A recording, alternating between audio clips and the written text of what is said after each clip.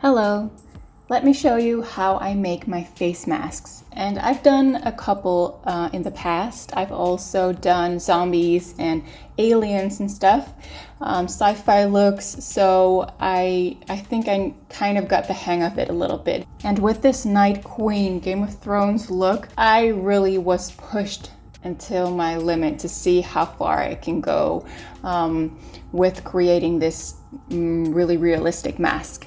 And I think it turned out to be pretty good. So that's why I want to tell you how I created it, because I'm kind of proud of it. So what you need is liquid latex. You need a sponge. You need paper. Just kitchen paper or toilet paper is enough. You need a little plate, and what's easy is to work with a foam mannequin head. And then you just start to build. So really search for a good picture of what you want to create. Really look at it. So back and forth, looking at your sculpture and looking at the picture that you want to recreate. And really understand what you're seeing. Start building your form with paper. So start applying paper onto your head, your foam head, and then pour some liquid latex over that and immediately blow dry it. And then build from there. So really create depth by building layer after layer with paper, liquid latex, and blow drying. Paper, liquid latex, and blow drying. Over and over and over again until you really get depth and really get the shapes that you really like.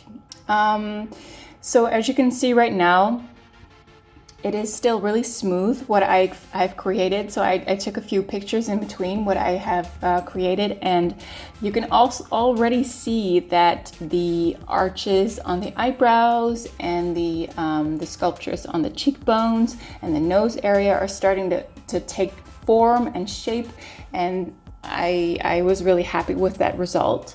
But I needed a little bit more horns on the forehead. I needed to have more of a frowning at the beginning of the forehead. So I was still searching for the right shape, and that's okay, because you can just build layer after layer, and you really don't need a lot of paper at all. So be careful with not using too much. It's just really small layers of paper and liquid latex, and just build from there. Just have patience, that's really important. So as you can see right here, I have my horns. I really have a shape that I'm super proud of already. I can remember I was so excited when I made this. And what I did over here is create more of a rough look, and that's just really easy. When it's almost dry, you take a sponge and you dab onto it, and it kind of sticks onto the sponge, so it kind of makes it look more well, not smooth anymore, so a little bit more like it's stone or something. Just a different texture is what that creates. Obviously what this needs is paint, because right now it's all skin color. That doesn't look like what it's supposed to look like. So adding paint is really that last extra boost that you give towards your sculpture. And what you do is you really look at the example that you have. So the picture, really look at it, gaze stare, see what you want to create, and learn from what you see. But I do have a little trick to create depth, and that is by making the deeper layers, so the more hollow places you make darker, and the more on the surface layers you make a little bit lighter. So that's how you can create depth. But that's a little trick, how you can paint it more realistic.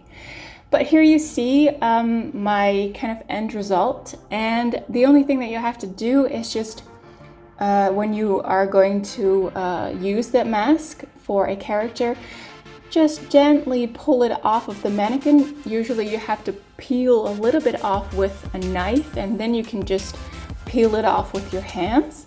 Cut it a little bit so that it looks a little bit more clean, and then with skin glue, and a little bit of latex, you can apply it onto your face. And usually it works best if you then apply a little bit liquid latex to blend in the mask with your own skin so you don't really see the edges anymore, and obviously paint that as well.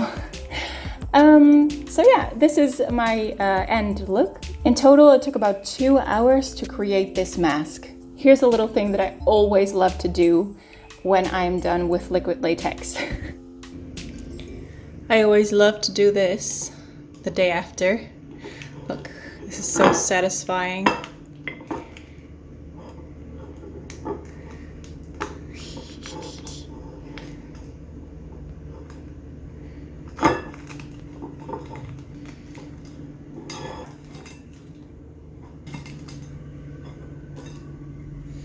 And then you pretty much have a clean plate. And this is what's left. I used way too much liquid latex, so satisfying, right?